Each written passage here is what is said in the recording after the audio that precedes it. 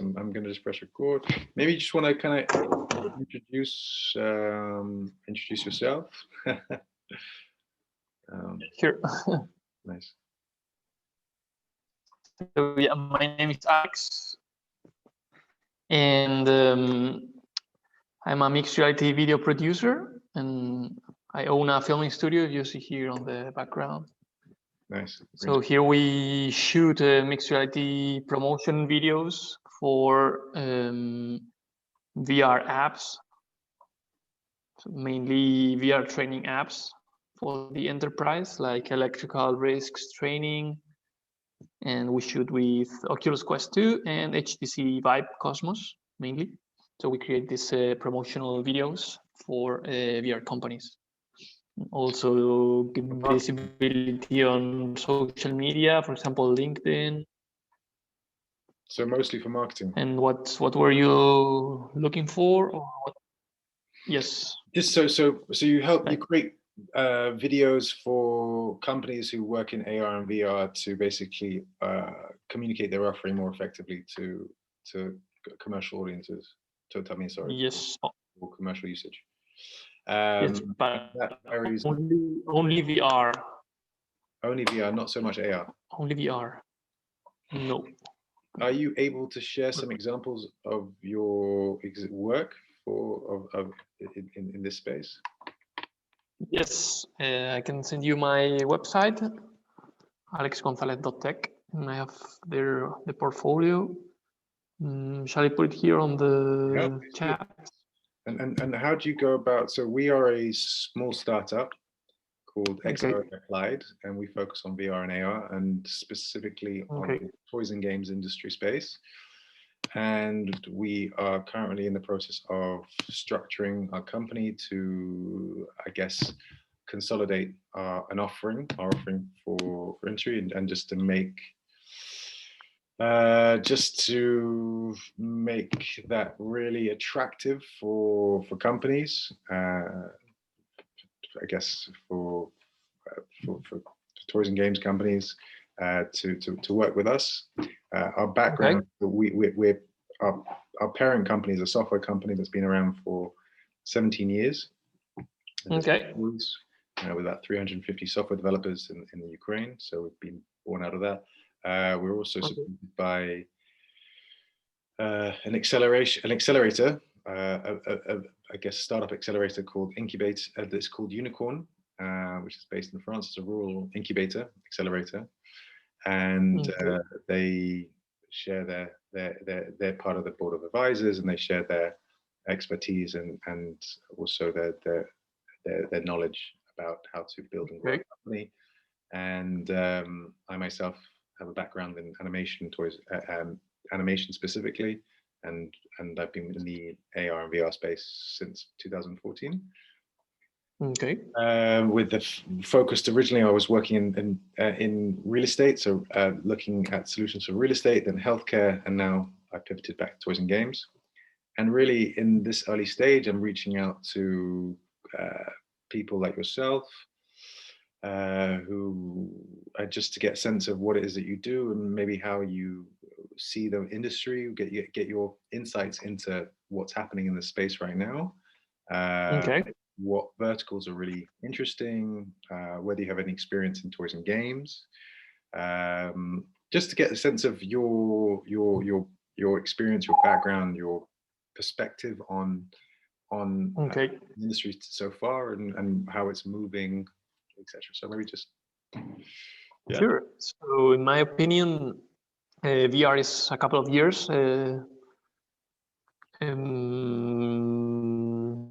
further developed than AR, because I think for VR we have already like the hardware is already there, and for AR still prototypes and very expensive hardware, like 3,000 more ahead.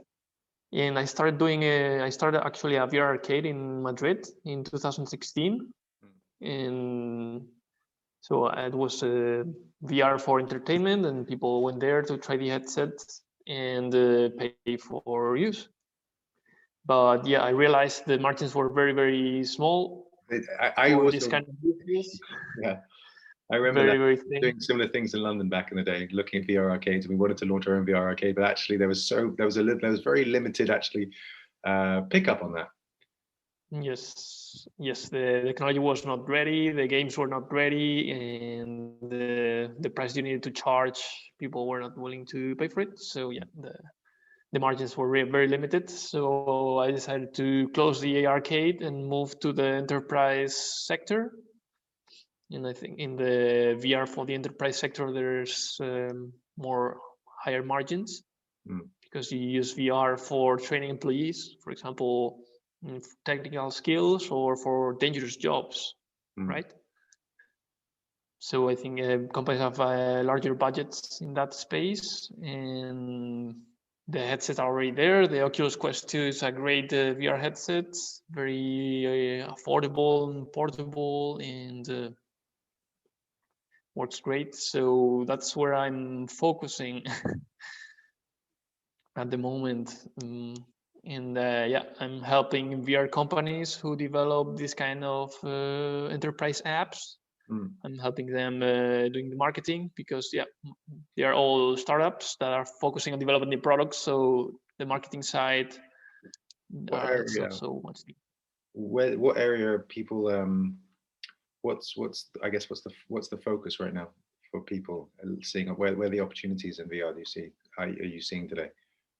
I think in the gaming side, there's the Oculus Store. There are several games that are already selling well, like Beat Saber. I think they sold $5 million. Or yeah, because they are the leaders. But yeah, they're like Oculus said that there are several games that are already having interesting returns on investment in the games. So is it like 50 games have made them over $1 million in VR? Was it 50 games? Yes, I think so. Just like that. Yes, which is not bad at all. I think the Oculus Store is growing. It's still the early days. It's the moment to invest, I think, and it's easier to stand out because there's still not so much content. But yeah, it's risky because you need to understand very well the VR dynamics and the VR user interface and what makes people dizzy, what doesn't, and so on. So it takes a lot of trying. But if you manage to make a Beat Saber, I think you can earn do really well. money. Yeah. Yeah. And what about AR? You don't do much with AR right now? AR, I follow the developments, and yeah, I saw Pokemon Go did very well, and maybe for marketing purposes, these Instagram filters, they're doing fine as well. Yeah, because yeah, brands are investing on this kind of filters, and besides that, there are a lot of opportunities for sure, but for a longer, for a longer time period, like you wouldn't be able to have such investments in the AR space, in my opinion. And I see AR very useful for retail. For example, IKEA has an AR app that lets you see how the furniture fits in your living room. I think that's a great use case. So for glasses, yeah. Okay. It's raining very heavily, so you can hear the rain. I apologize. It was on my fault. Okay. I don't hear the rain, so yeah. So AR in retail and maybe a couple of more for games. Yeah, I do think if Pokemon Go works so well, I think for games there's also an opportunity there. For sure. So But yeah, Pokemon Go was quite limited, the AR functionality, because you just put your phone like this for a couple of seconds, and then you threw the ball, and that's it. That's all the AR involved. So it was more about walking around and right. Yeah, it was very much. So quick question: what's your approach to creating good content? If you how do you go about kind of telling the story of a company? How would you do that? Telling the story of my company. Not Actually, your yeah, my girlfriend. Sorry, what? Another company. Let's say you work with a VR company startup. How do you tell their story? How do you create the content? So far, I'm doing more VR for training.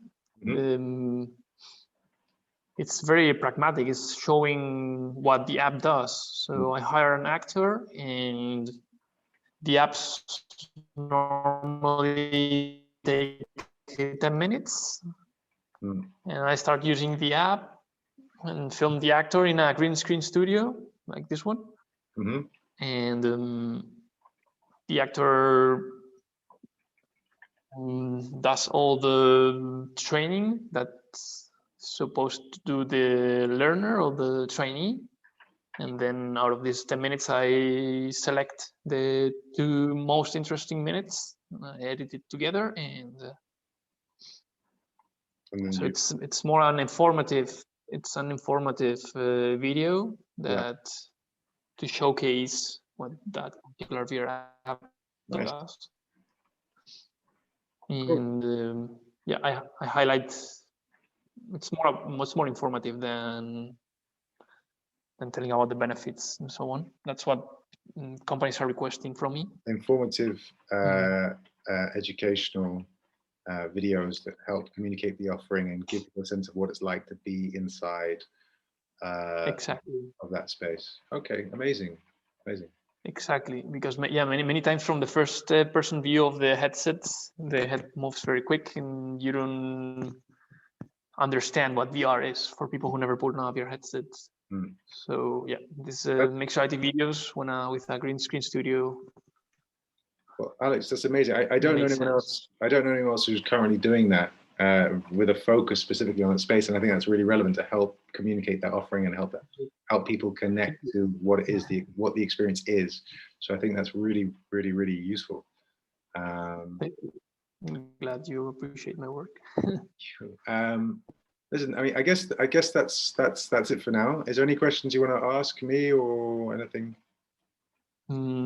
So you're looking for a video to launch your startup, right? If I understood correctly. Very possibly. Very possibly, but that's I'm gonna share your work with our team and if you're okay, share your videos. Share video, let people know about what you do. Let people know about the kind of work you create.